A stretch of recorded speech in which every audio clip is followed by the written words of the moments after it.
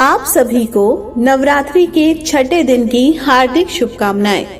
आज इस वीडियो में हम आपको कात्यायनी की कथा सुनाएंगे। जयकारा माता रानी का।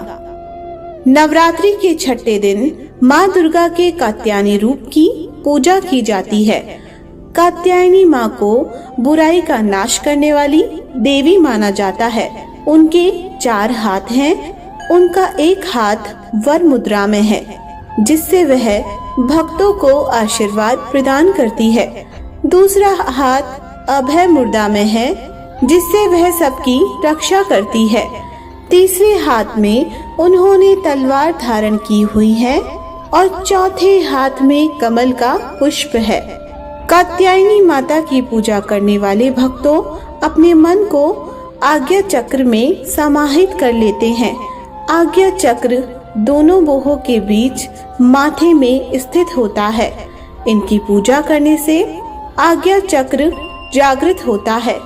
इसके प्रभाव से मनुष्य सर्वोच्च चेतना को प्राप्त करता है। वह बौद्धिक रूप से संपन्न, संवेदनशील और तेज दिमाग का बन जाता है। आइए जानते हैं माँ कात्यायनी की कथा। प्राचीन समय में कत नाम के प्रसिद्ध ऋषि हुए तथा उनके पुत्र ऋषि कात्य हुए। उन्हीं के नाम से प्रसिद्ध कात्य गोत्र से विश्व प्रसिद्ध ऋषि कात्यायन उत्पन्न हुए थे। ऋषि कात्यायन की कोई संतान नहीं थी। ऋषि कात्यायन ने संतान प्राप्त करने के लिए कठिन तपस्या की। इसी बीच राक्षस महिषासुर देवताओं पर अत्याचार कर रहा था। उसके अत्याचार दिन प्रतिदिन बढ़ रहे थे। देवतागण दुखी होकर ब्रह्मा जी को साथ लेकर भगवान विष्णु तथा शिव शंकर के पास पहुँचे और उन्हें सारा वृतांत सुनाया। देवताओं की बातें सुनकर भगवान श्री विष्णु जी और शंकर जी को बहुत क्रोध आया। उनकी भौहें तन गई और आंखें लाल हो गई। गुस्से में भरे हुए भगवान विष्णु के मुख से एक बड़ा भारी तेज निकला और उसी प्रकार का तेज भगवान शंकर, ब्रह्मा और इंद्र आदि सभी देवताओं के मुख से प्रकट हुआ। एक जगह इकट्ठा होने पर वह तेज एक देवी के रूप में परिवर्तित हो गया। तब देवी ने ऋषि कात्यायन के घर पुत्री के रूप में जन्म लिया। ऋषि कात्यायन ने भगवती जी की कठिन तपस्या पूजा की। इसी कारण से यह देवी कात्यायनी कहलाई। महर्षि कात्यायन जी की इच्छा थी कि भगवान उनके घर में पुत्री के रूप में जन्म ले। देवी ने उनकी यह प्रार्थना स्वीकार की तथा अश्विन कृष्ण चतुर्दशी को जन्म लेने के पश्चात शुक्ल सप्तमी, अष्टमी और नवमी तीनों दिनों तक कात्यायन ऋषि ने इनकी पूजा की। दशमी को देवी ने महिषासुर का वध किया और देवों को महिषासुर के अत्याचारों से मुक्त किया। माँ कात्यायनी को राक्षसों द्वारा किए जा रहे अत्याचारों को समाप्त करने के लिए बनाया गया था और उन्होंने एक योद्धा के रूप में जन्म लिया।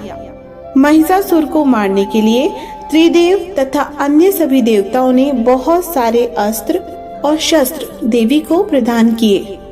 कथा समाप्त। कथा सुनने वाले और कथा सुनाने वालों का भी भला हो। जय माता कात्यायनी।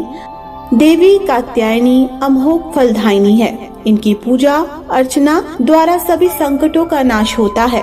इनकी विशेष पूजा कन्या के विवाह में आ रही बाधा दूर हो जाती है। कहते हैं कृष्ण को पति रूप में प्राप्त करने के लिए ब्रज की गोपियों ने माता कात्यायनी की पूजा की थी। यह पूजा कालिंदी यमुना के तट पर की गई थी, इसलिए ये ब्रजमंडल की अधिष्ठात्री देवी के रूप में प्रतिष्ठित है।